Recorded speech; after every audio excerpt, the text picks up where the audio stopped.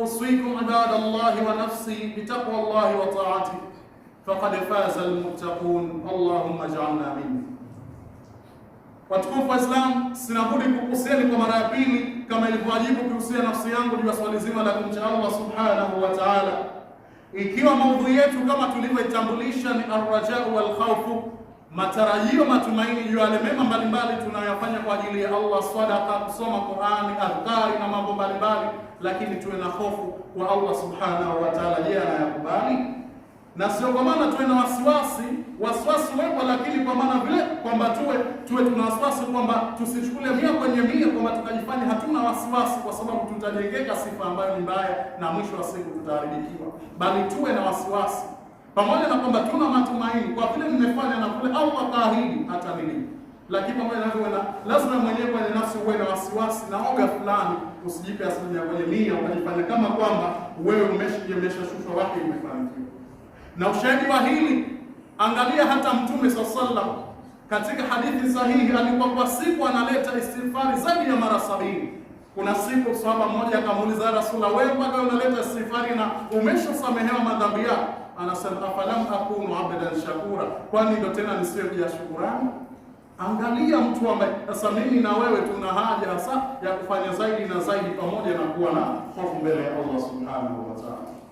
Ahibati billah, tuone kwa upande wa hadithi. Mtume sallallahu alaihi wasallam katika hadithi aliyopokea Abu Huraira anasema, lau ya'lamu almu'minu, lau kama angelitambua muumini ma inda Allah min al-uquba, yale yaliyopa Allah miongoni mwa adhabu na mateso, kama angetambua hasa yule ambaye ndo anaitwa muumini, ma tami'a bi jannatihi ahad, asingeweza kuwa na matumaini mtu yoyote kupata pepo ya Allah. Kama angejua Allah anavyoadhibu, anavyotesa, basi kila mtu angejiona mimi kama nitaokoka. Kila mtu mwenyewe kwenye nafsi yake angekuwa ana takwimu nafsi, self evaluation, tathmini binafsi, mimi kwani ndo nitaokoka? Maana kama angejua hasa namna Allah adhabu ya siku kama zinavyokuwa, na tunaomba katika hadithi hii, ni mada maalum ambayo tutakuja kuzungumzia namna gani sifa za watu wa motoni na peponi, ni mada maalum inshallah, kuna siku tutakuja kuzungumzia. Kwa mtu kama angejua hasa angesema kwa hali hii bana, mtu mimi sitoki.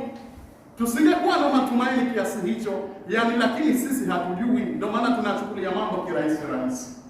Lakini vile vile Mtume sallallahu alaihi wasallam, lau ya'lamu al-kafir, lau kama angetambua na yule kafiri ma inda Allah min ar-rahma, yaliyo kwa Allah katika rehma, pepo, mabustani yaliyoko peponi, yule kafiri ambaye ndo amekataa kabisa, ma qanita, asingelikata tamaa min jannatihi, kutokana na pepo ya Allah ahadu yoyote. Angesema kwa mambo yaliyokuwa peponi, mahurul ain, mwanamume anapewa nguvu za atumia za kula na kuingilia, basi angesema taname kwa mambo yaliyokuwa na mimi nitapata. Angekuwa matumaini, kumbe mambo sivyo yalivyo. Atapata yule ambaye ana raja, matarajio, na kifanya matendo mema pamoja na hofu. Ina maana hii hadithi ukisoma baadhi ya vitabu vya hadithi wameiweka maalum kwenye mlango wa babu rajai wal khawf, ikiwa inatufahamisha sisi namna tunapofanya kwamba tufanye amali zetu kwa jitihada, lakini tuwe na hofu na tukimwomba Allah atukubalie hiyo matendo yetu. Rawahu Muslim. Lakini kutoka kwa huyu hadithi nyingine ambaye ni Abu Huraira, katika sahaba ambao wamepokea hadithi nyingi zaidi za Mtume sallallahu alaihi wasallam, katika hadithi ambayo fi hadithi sab'atun yudhilluhumullahu yawma la dhilla illa dhillu, katika hadithi ambayo ndefu kidogo, ambayo inaeleza watu 7 watakuwa katika kivuli cha Allah subhanahu wa ta'ala, siku ambayo hakutokuwa na kivuli, jua kali kweli kweli siku hiyo ya Kiyama. Kuna watu 7 watapata kivuli cha Allah. Ni hadithi ambayo si wengi wetu sio wageni kuisikia, ambayo imetaja kiongozi mwadilifu. Hata wewe kama katika nyumba yako unawajibika ndio majukumu yako ya uchunga wa watoto na wake.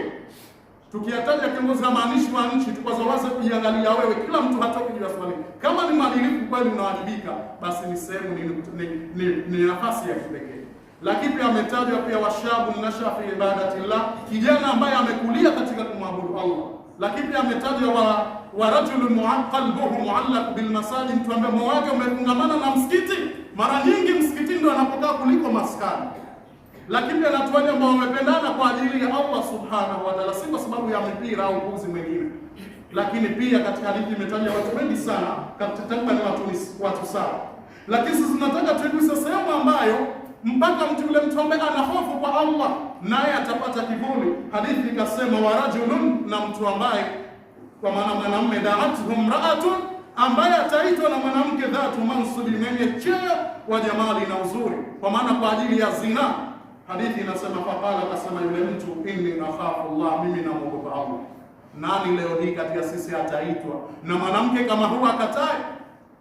Kumbe ndo anatumia msemo wa sa'al fursatu la tatakarrar, bahati ya mara mbili. Kumbe sio mahali pake.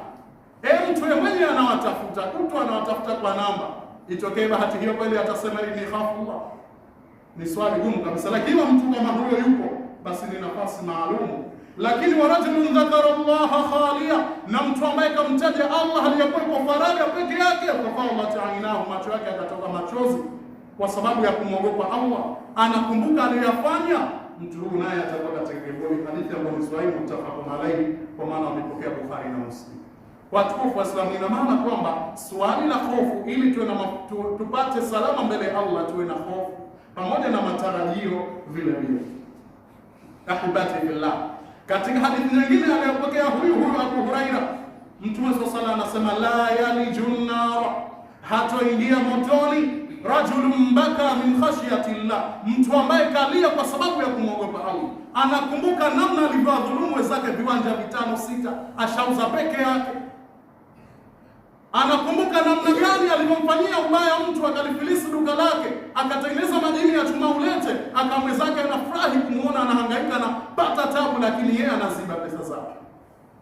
Akakumbuka yale ambayo ameyafanya. Kwa mtu kama huyu, manake hata yauda al-labanu fi dhar, mtu sasa anasema labda yarejee maziwa kwenye kiwele cha, na maziwa kisha atolewa sikira, sifikiri kama atarudi kwenye kiwele cha mnyama. Lakini mtu ambaye kama kalia kwa kuyakumbuka mazito, kwa kumwogopa Allah subhanahu wa ta'ala, akafanya toba kwa kweli, huyo hawezi kuingia motoni kwa mujibu wa hadithi sahihi ya Mtume sallallahu alaihi wasallam. Lakini wani kweli bwana. Ahibati fillah, hadithi ya mwisho kwa leo hii tukimalizia katika mada yetu, hadithi ambayo sahalat Aisha Rasulullah sallallahu alaihi wasallam an hadhihi al-aya. Bibi Aisha alimuuliza Mtume sallallahu alaihi wasallam kuhusiana na aya fulani katika Qur'an, kwa sababu naona inamchanganya kwenye akili. Kuna aya ambayo inapatikana suratul Mu'minun aya nambari 60. Allah subhanahu wa ta'ala, kuna watu walikuwa wanawaelezea walladhina yutuna, na wale ambao wanatoa ma atau, yale kile walichopewa, walichojaliwa ni Allah, wa qulubuhum wajilatun, na nyoyo zao zina hofu. Wana matumaini lakini na nyoyo zao zina hofu kweli kweli, annahum ila rabbihim raji'un, kwamba hakuna shaka kwa Mola wao watarejeshwa. Je, itakuwaje kwa washafanya lakini hayakubaliwa? Ndio hofu yao. Kwa hiyo qala Aisha, bibi Aisha anamuuliza Mtume, maana hajaelewa, maana anashangaa watu washatoa sadaka, watu washaswali, qiyamul layli haiwapiti, lakini wana hofu. Mbona inashangaza? Kwa akili tu ya kawaida haikubali. Ndio maana akauliza alladhina yashrabuna al-khamra yasriqu, ya Rasulullah, wale ambao wanakunywa ulevi hapa duniani na wanaiba mambo ya watu?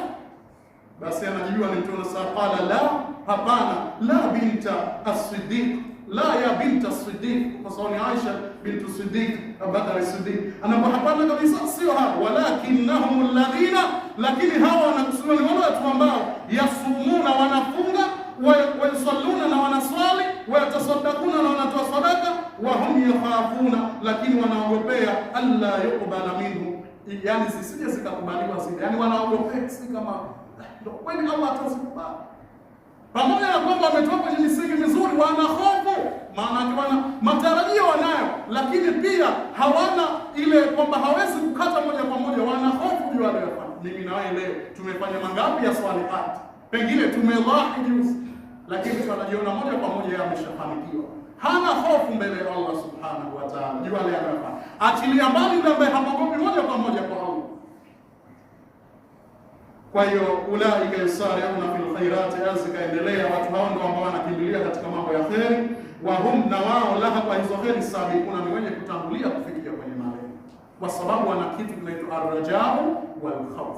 Kwa tumuombe Allah subhanahu wa ta'ala aturuzuku sisi pamoja na kwanza ujasiri wa kufanya khairati mbalimbali.